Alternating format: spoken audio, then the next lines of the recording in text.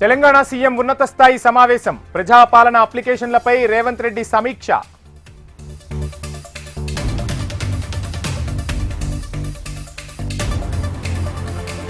రేపు వైసీపీ ఇన్ఛార్జీల తుది జాబితా. అసెంబ్లీ, ఎంపీ స్థానాల ఫైనల్ లిస్టుపై కసరత్తు.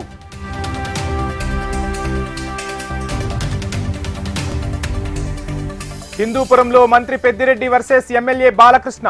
జిల్లాలో నేతల వరుస పర్యటనలు.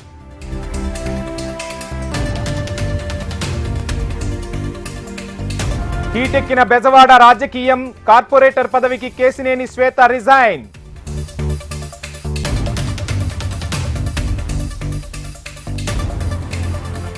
అయోధ్య రామాలయ ప్రారంభం తరువాత తెలంగాణకు ప్రధాని. రాష్ట్ర వ్యాప్తంగా మోడీ ఎన్నికల సభలు.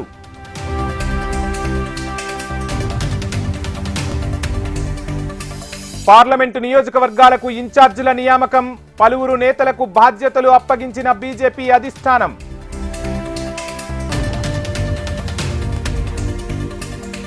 రానున్న లోక్సభ ఎన్నికలపై బీఆర్ఎస్ ఫోకస్.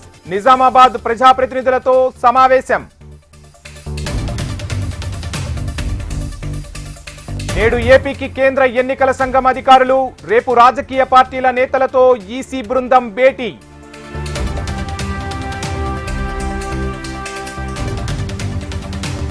రేపు చంద్రబాబుతో కలిసి సీఈసీని కలవనున్న జనసేనాని. ఓటర్ల జాబితా అవకతవకలపై నేతలు ఫిర్యాదు.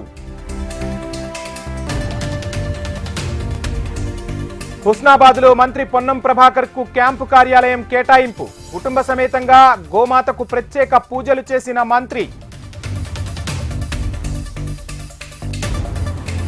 ఎమ్మెల్యే టికెట్ పై జగనన్న క్లారిటీ ఇవ్వాలి. సింగనమల ఎమ్మెల్యే పద్మావతి ఆసక్తికర వ్యాఖ్యలు.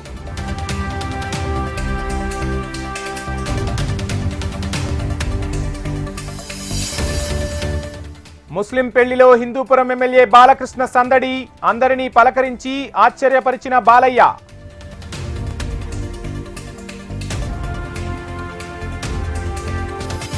మేడారానికి పోటెత్తిన భక్త జనం. సమ్మక్క సారాలమ్మ దర్శనానికి తరలి వస్తున్న భక్తులు.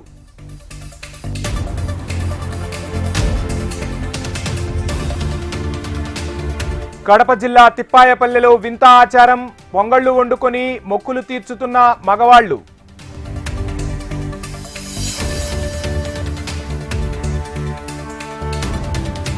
కరీంనగర్ ఎల్ఎండి కాలనీ ఇరిగేషన్ కార్యాలయంలో చోరీ.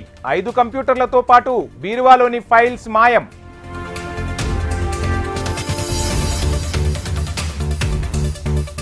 మహబూబ్ నగర్ జిల్లా జడ్చర్ల గౌరీశంకర్ కాలనీలో దారుణం. డబ్బు కోసం 3 కన్నబిడ్డలను కిడ్నాప్ చేసిన తండ్రి రఫీ.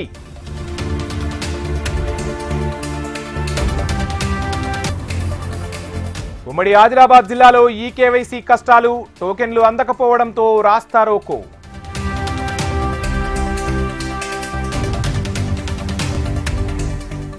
వరంగల్ ఎనుమాముల మార్కెట్కు భారీగా వచ్చిన మిర్చి.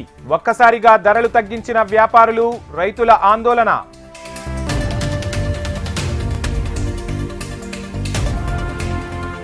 11 మంది దోషులకు క్షమాభిక్ష రద్దు. బిల్కస్ బానో అత్యాచార కేసులో సుప్రీంకోర్టు కీలక తీర్పు.